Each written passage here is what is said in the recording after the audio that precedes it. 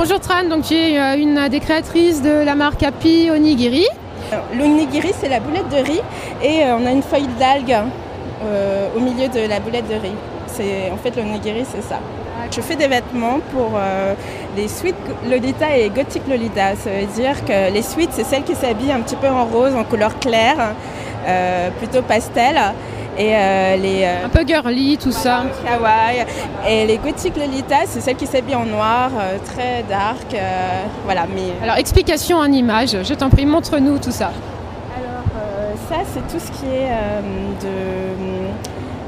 Sweet Lolita. C'est tout des imprimés fraises, cerises, des fleurs, du Vichy et avec des petites dentelles, surtout avec beaucoup de froufrous. Alors montre à la caméra les petits boutons de la tunique Vichy qui sont quand même très mignons. En forme de gâteau, fraisier. Et ça ne fait pas grossir. Voilà. Et sinon on a un petit débardeur avec un petit cœur. Très mignon. Voilà. Et il y a aussi une autre robe là-bas avec des petites fleurs en macaron avec les petits nœuds.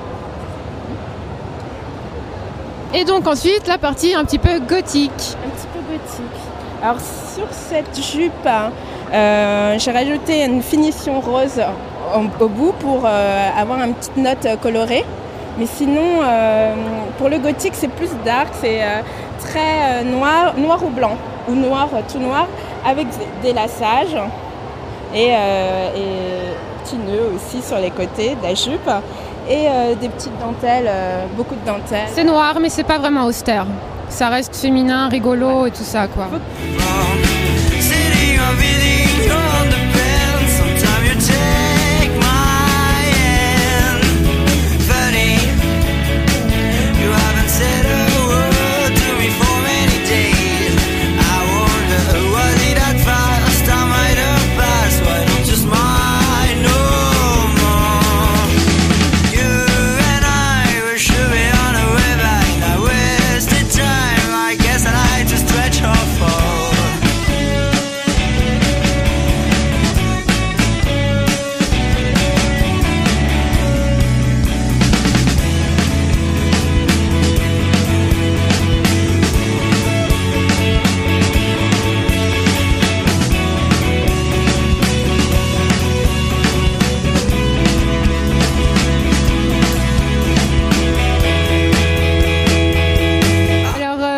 Audrey, alias Nipus. Aujourd'hui, on est à la Japan Expo et donc on est sur ton stand. Je crois que c'est un stand qui regroupe plein de petites marques. C'est quoi en fait le concept de Kuna, comment on dit ? En fait, c'est Kunamik. C'est un forum à la base qui regroupe plusieurs personnes axées sur le Japon, le kawaii, tout ça. Et du coup, il y a plusieurs créateurs là-dessus et on a décidé de s'assembler et voilà, de former un petit stand pour la Japan.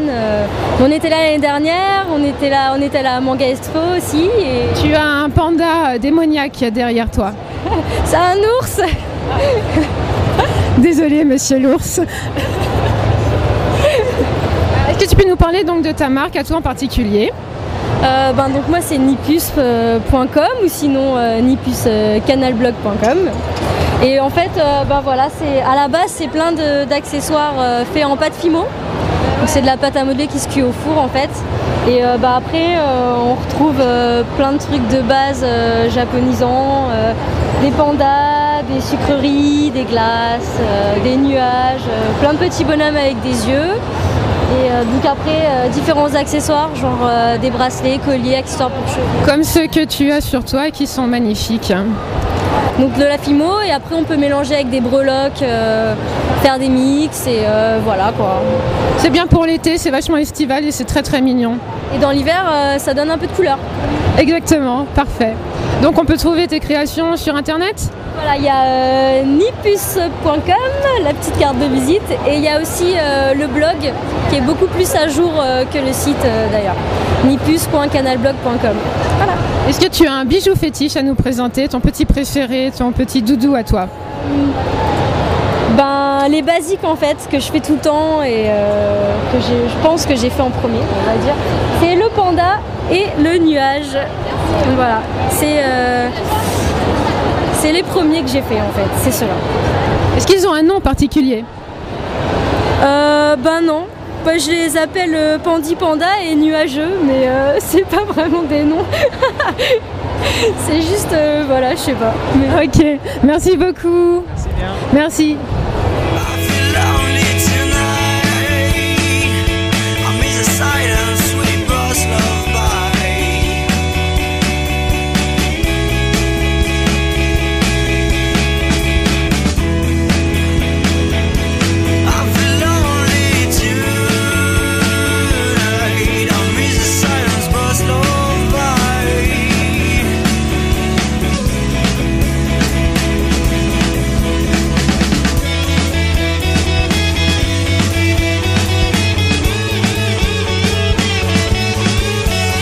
Toujours en direct du salon Japan Expo, je me trouve sur le stand du MFPP. Mais qu'est-ce que c'est le MFPP?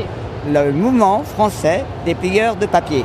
Nous sommes situés 56 rue de Coriolis et ouverts tous les samedis à partir de 15h jusqu'à 17h pour les confirmés et de 14h à 17h pour les moins confirmés. Donc vous pliez du papier? Alors nous faisons de l'origami, qui est un art japonais, qui est celui de plier du papier ou art de faire vivre le papier. Le mot origami vient du mot oru, qui veut dire plier, et kami, papier en japonais. Et donc je vois qu'on peut faire un tas de choses en pliant du papier. Alors qu'est-ce qu'il y a sur cette table par exemple?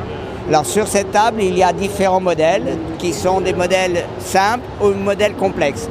Modèle complexe, vous allez avoir ce qu'on appelle la rose de Kawasaki, qui est un modèle complexe.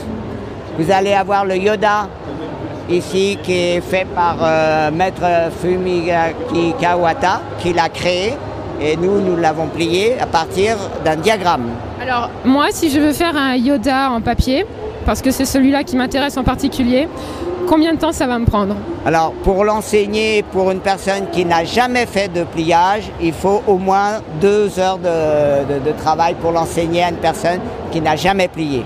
C'est quand même rapide. C'est pas très difficile à partir du moment où il y a une aptitude. Si vous n'avez jamais plié, que vous n'êtes pas très doué, on va dire 3 heures ou 4 heures. Mais généralement, les personnes arrivent motivées et ont quand même un sens artistique ou ont l'envie de plier et on arrive à plier en 2 heures un Yoda. D'accord, merci beaucoup.